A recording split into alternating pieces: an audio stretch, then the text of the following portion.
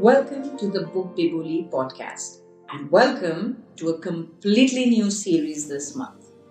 In this series, we are going to discuss what is children's literature, its origins, its types, what all entails children's literature, and what is age-appropriate children's literature. This is going to be a completely new series. As you all know, reading is a beautifully varied experience with different books for different kind of readers. Like music or movies, a child may enjoy one kind of book but not the other. So it helps to understand the difference between all these different things. And today we have Simmi with us. Simmi is a seasoned visual communication strategist and manager, specializing in creative communication, product design, development, editorial direction, and process integration and migration. Innovative professional with over 18 years of progressive management and high-end product development in children education and learning space, with experience in both international and multicultural environments. Right now, Simmi is working as Senior Program Manager with Room to Read in India, and she's part of quality reading material. Her prime focus is developing and publishing good children literature, especially in local languages, to support Room to Read's literacy program. Welcome aboard, Simmi. We are very glad to have you here, Simmi. My first question to you is there really such a thing as children's literature, or can we pass off adult literature as children's literature? Well, that's a good question. One might think children's literature can easily be defined as books for kids. However, there are many different definitions of children's literature. For that matter, there are even varying definitions for literature and children. When we talk about literature, what is literature? Are all books literature? Or are only stories considered as literature? Well, one definition of literature requires that work should be of good quality. Some indicators for poor quality literature, like dull writing with plots that are too predictable or too logical, or writing that is too instructional. Those are, some of the indicators of poor quality literature. However, there's little agreement on what is considered or what constitutes as good quality literature.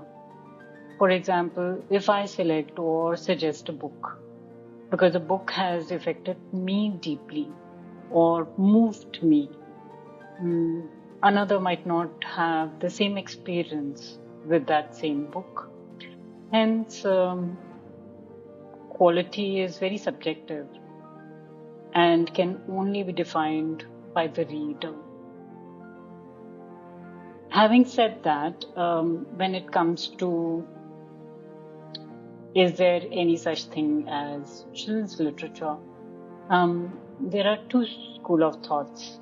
One says that there's no such thing as children's literature. Children's literature basically exists as an idea in the adult mind. It's about how we as adults configure childhood. Whereas on the other hand, some consider children's literature is something that spans the age group of birth through age 18. But as we all know, children, once they are of certain age, say around middle school or so, don't really consider themselves as children. So I would define literature for ages 12 to 18 as young adult children, and from birth through about age 12 as children's literature. But Having said that, it's not so easy to distinguish between children's and young adult literature. There's no concrete definitions, and the dividing lines are not so well defined either. And sometimes children will surprise us when they cross over these lines with their reading selections. Oh, that's pretty interesting. So, what would you say is the origin of children's literature? Was it fables, fairy tales, folklore, or how did actually children's literature originate? To understand the origin of children's literature, there is first a need to understand the history of childhood as a concept. If we look at studies on history of childhood, which was largely done in Western Europe, it suggests that before 17th century, childhood was not a recognized concept. It was only, sometimes between 1900s and the 20th century that the term child started to somehow have its current understanding. Of course, in India, if we talk about India, since there has not been much studies in this area, our understanding of childhood is largely framed by the dominant global discourse on that subject. In medieval society, as per the studies, what the studies suggest, 7-year-old child was treated as or even acted as smaller version of adults. It's only in the post-medieval society that childhood got recognized as a stage of life that was neither infant and nor an adult. So before modern times, children were not really associated with certain specific needs. There was no separation or a distinct world of childhood with its own requirement, own clothes, games, entertainment, and even books.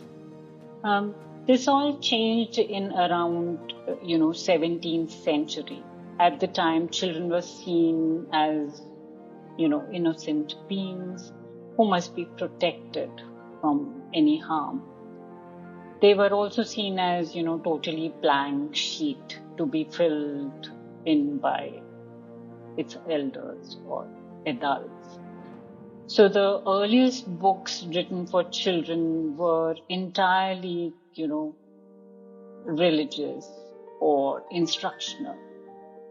And they were largely for improvement of child's moral or manners.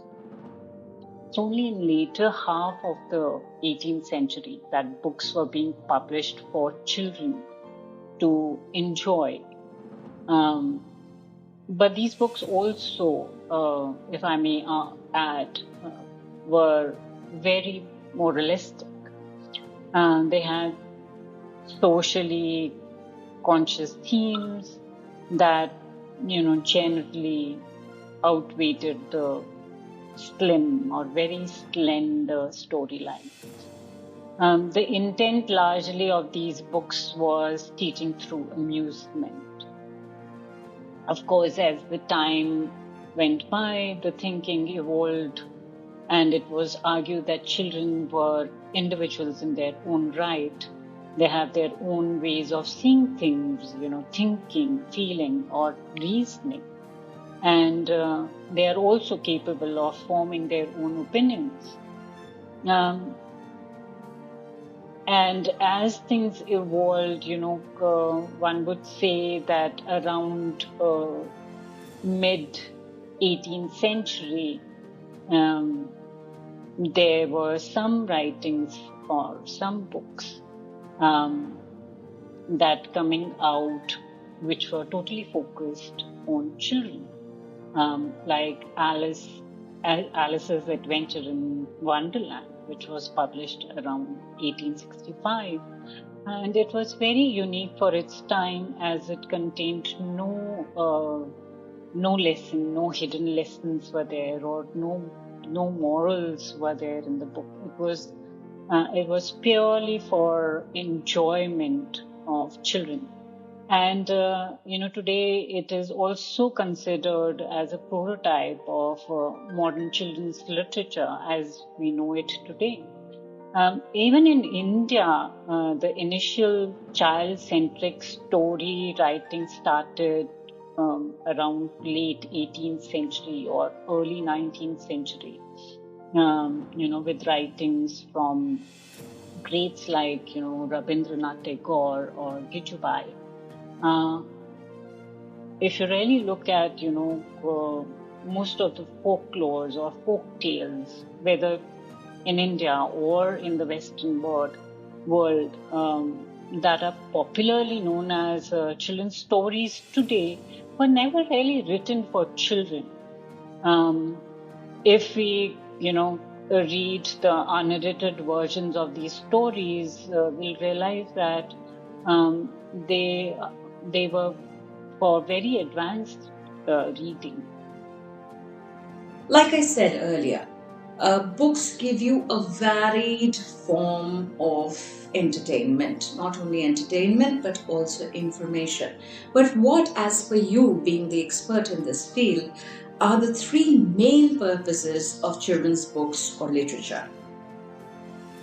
That's a really tricky question. I would say till the child's reading ability is fully developed, as in, like, they are able to read fairly fluently with understanding. It is important to give children books that they can read themselves, books that are easy for them to read and understand, as in, like, the language, the vocabulary is simple, the plot lines are simple, the sentences are smaller and easy to read. When they are able to read the books themselves, it gives them a sense of achievement. However, this does not mean that um, they should not be exposed to other kind of literature or other kind of stories. Parents and caregivers should expose them to variety of books and read out stories that children themselves are not able to read at that point. Um, but of course, after a certain point, it's important to let children pick a book that they want to read and they like, because it helps support a continuous love for reading. Um, I would say one way to determine the age or grade level of a book and whether it is suited for the child is that the author often makes the main character the age of the intended audience. So that could be one way. Um, Although it might not be always true, there are books where the main character or the narrator of the story is a young child, but the subject matter and readability of that book is really intended for adults or young adults. Uh, so you know. It is one way of figuring out, but cannot be a thumb rule. Some books also mention reading or age level at the back of the book. But we also have to keep in mind that, these reading levels are just approximations determined by readability formulas. And these readability formulas consider only average length of words or sentences. These formulas cannot measure readers' prior knowledge or understanding of a certain content, or the formulas can't even measure, readers' interest in a particular subject. So these levels are often not so valid, I would say. Um, in case adults are not totally comfortable with their children picking out the books to read by themselves and want to vet the books being read by their child, one way they can ensure that is by reading, online reviews of uh, the books before purchasing them, or while you are at the store, they can flip through the books, read few pages to determine the content, its appropriateness and readability, as in is the language and vocabulary suited for their child. That's another way to figuring out the appropriateness for their child, because same rule might not apply for all children. Although I would say the most important thing is what we teach children to do with these books, whether it's intellectually, culturally, socially, or politically. What is needed, I think, is to cultivate a reading process in which children learn to examine, investigate, ask questions on whatever they might be reading, be it fiction, non-fiction, or any other kind of text. I think that is more critical. That's very insightful. Thank you, Simmi. Why do you think is age appropriateness important in children's literature? Is it going to hamper them? Is there a problem? Or do we really have to focus on that particular aspect? Well, there are many.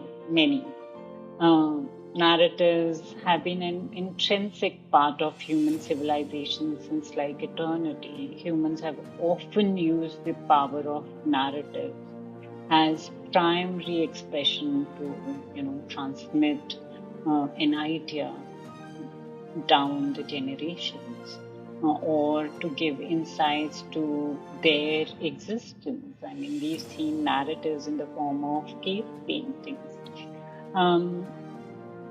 Since humans are very natural storytellers, many studies suggest that processing information through narrative pathways comes very naturally to us. Stories in various writing styles and literary genres exposes children or early readers to substantial range of language use, its context, its variation, its dimensions. So it gives an opportunity to enhance their linguistics, but it also overlaps and intersects with areas of cognition, visual literacy, critical and logical thinking, or even problem solving for that matter.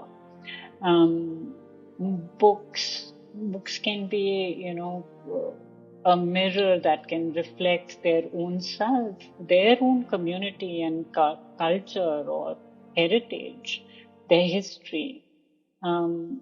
Books help children build their own identity, when they're reading and understanding their own culture and heritage. It helps them build their identities, along with a sense of belonging or worth that, they are something, and their owns are recognized in the society. Books can also be windows to other cultures. Reading story pushes us to think deeper. It helps us develop our own opinions, make choices, and most importantly, also allows us to accept some difference in opinions. Books can help children in their socio-emotional learning as well. Children show increased insight and understanding of emotion both their own and emotions of the others, because books give them this, a very safe entry point into exploring various expressions and emotions.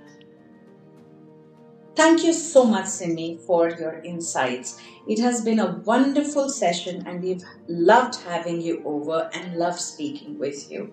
So now that you all have heard our experts speak, we all know that we all want our children to read books.